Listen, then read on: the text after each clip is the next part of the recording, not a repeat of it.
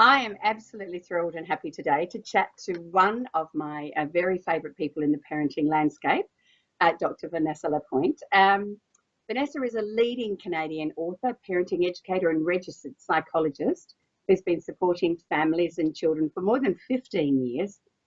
And she's the author of the awesome book, Discipline Without Damage: How to Get Your Kids to Behave Without Messing Them Up.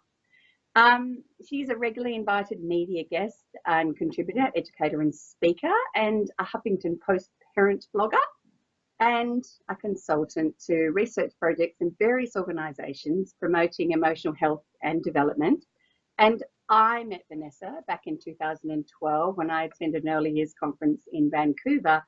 And oh my goodness, my head nearly nodded off during your presentation that day, going, oh my goodness, someone who sings from the same song sheet. So welcome. Thank you, Maggie. It's so great to be here with you today. Okay, so one of the reasons that I've put together this conference that I'm bringing you to good old Oz from Canada is that we all want all of our children to shine, regardless of what they turn up with. We want them to be that best expression of themselves. And there's no perfect. I'm not into perfect. Especially as a mother of 4 sons. And you're coming to join us because I feel that parents and educators really have the same dilemmas in their homes and their classrooms and their early childhood settings. So I thought, why don't I ask you, what do you see as the most pressing concerns for people today in raising children and educating our young children? You know, Maggie, I think one of the biggest things that comes up is that we are living life at a very, very fast pace, and we've got a lot of demands on our time and on our energy. And sometimes in the mix of all of that, we can lose sight of the things that are most essential and most important in growing our children up in the best possible way, in the way that nature intended, and in a way that really, really resonates with the science of child development. And when we look down to sort of the base of all of that, what is the foundation for really what makes kids shine and makes them actualize into their fullest, best selves? It is creating a reality for them that is utterly infused with relational connection.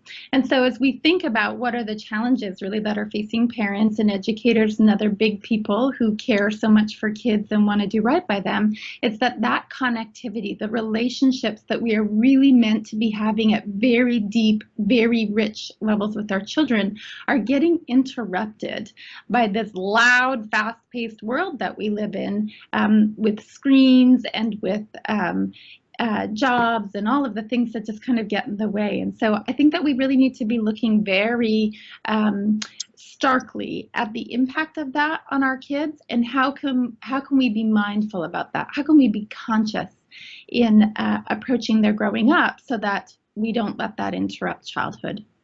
Oh, that's exactly what I believe. And it's almost like there's too much information for parents today. So as they navigate, every now and then they've got a choice they've not made before, and they're, and they get confused. So they go online, and you will find an abundance of information, and quite a bit of it can be conflicting. So that confuses them. And then I believe that sort of disconnects them from this authentic sense within that. Yeah. There's never been a parenting book written about your child, and working out who your child is in this moment and what might be a good choice. That's really what I know you believe and I believe. And our job is just to help them find those solutions and to encourage them that, every single time you're stuck, let's go back and look at what's happening in that relationship. Yeah, not to get lost in the noise, but to sit with our sense of who we are as human beings and who our children are as human beings, both of us with souls full of light.